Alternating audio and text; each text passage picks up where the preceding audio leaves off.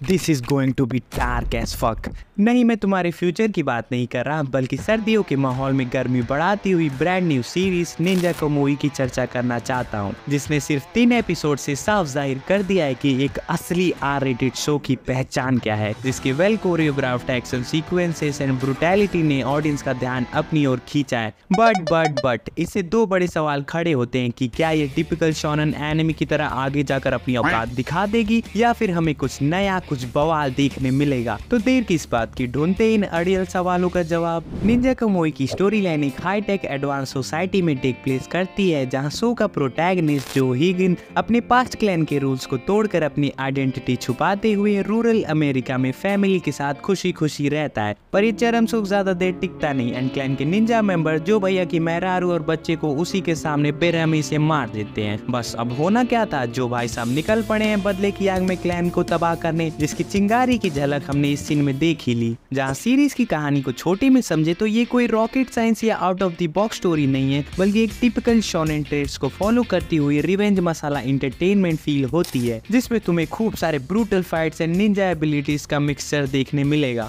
वैसे ऑनेस्टली कहूँ तो मैं भी इस पॉसिबिलिटी को एक्सेप्ट करता हूँ कि शायद सीरीज आगे जाकर हमारा इंटरेस्ट एंड अटेंशन लूज कर जाए due to its predictability. But जो चीज इसे स्पेशल बनाती है वो है इसका mature theme and gore approach. Series के 3 एपिसोड प्राइमरली फोकस करते हैं अपना प्लॉट सेटअप करने में, जहां हम शिनोबी एंड निंजाट का तो कमाल देखते ही हैं, साथ ही साथ इसके अंदर फ्यूचरिस्टिक एआई टेक्नोलॉजी की असीमित शक्ति एंड काबिलियत को भी ब्लेंड किया गया है, जिसका प्रदर्शन हम असल दुनिया में सोरा जैसे मॉडर्न टेक्नोलॉजी के रूप में देख ही रहे हैं, जहां सीरीज इसी मॉडर्न एलिमेंट को परफेक्टली कैपिटलाइज करने की जद्दोजहद में लगी हुई है। भले ही शो का खुद का कोई आर्ट स्टाइल नहीं है, पर शो ऑर्डिनरी एनिमेशन के बजाय डिटेल एनिमेशन पर फोकस करता है। साथ ही जितने भी फाइट्स हमें दिखाए गए हैं उससे पता चलता है कि जब असली मर्द भिड़ते हैं तब चैटिंग नहीं बल्कि टोटल किओस मचता है, क्योंकि चाहे रणविजय सिंह हो या जो हिगिन, दोनों बंदे किसी जानवर से कम नहीं। एंड इसी रूथलेसनेस और सीरियसनेस का मैं फैन हो गया हूँ, क्योंकि ये पॉइंट आउट करना जरूरी है कि जुजुत्सु काइसेन और हेल्स पैराडाइज जैसे एनिमे डार्क ट्रायो का पार्ट होते हुए भी आगे जाकर अपने जॉनरा को प्रॉपरली एक्सप्रेस नहीं कर पाते एंड सिर्फ एक्शन पर ही निर्भर रह जाते हैं। एंड इसी चीज का डर मुझे निंजा कोमोई से भी है, बट लेट्स होप कि सीरीज इस पर वर्क करे, क्योंकि यही सारे वो एस्पेक्ट है जो हम एक एडल्ट शोनेन एनिमे से एक्सपेक्ट करते हैं।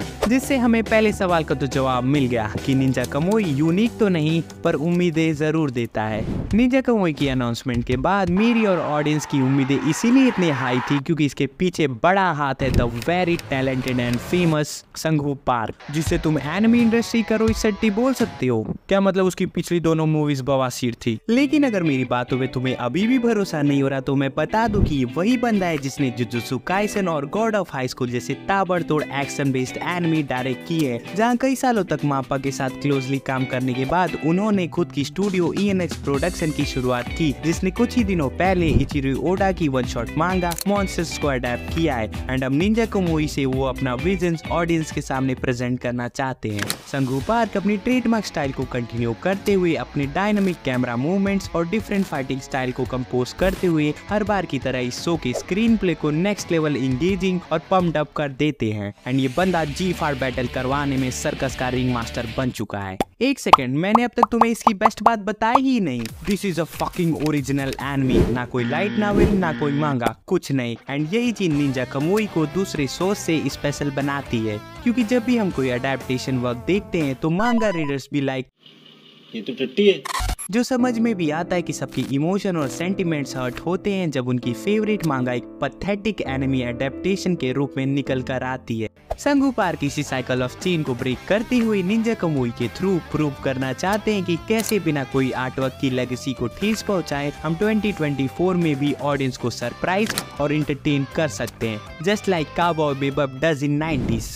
अगर तुम्हें ऐसा लग रहा है कि मैं निंजा कोमोई की चाट रहा हूँ तो हाँ और नहीं भी। हाँ इसलिए क्योंकि मैं नहीं चाहता हेवनली डिल्यूजन और अदर शोज की तरह निंजा कोमोई भी अंडररेटेड शो की लिस्ट में दब के मर जाए, बल्कि सोलो लेवलिंग जैसे ओवररेटेड शो को उसकी औकात दिखाए। इससे पहले मानवा रीडर्स मेरे पिछवाड़े में घुस जाए तो मैंने नहीं इसलिए कहा क्योंकि शो के अंदर कुछ कमियां भी हैं, जैसे कि ये बंदा FBI एजेंट होने के बाद इतना क्यों है मुझे नहीं पता, पर मैटर ये करता है कि शो ओवरऑल कैसा है। मजा दिला रही है तो बस ना, और क्या चाहिए। तुम भी मजे लो और मुझे भी मजे लेने दो। हाँ एक बात बताना भूल गया कि वीडियो में कही गई सारी बातें 3 एपिसोड के बेसिस पर जज की गई हैं, तो आगे जाकर शो हक दे तो मुझे मत गाली देना। एंड मैंने कम से कम स्पॉइलर देने की भी कोशिश की है। बाकी मिलते हैं नेक्स्ट वीडियो में, तब तक के लिए सुप्रभात।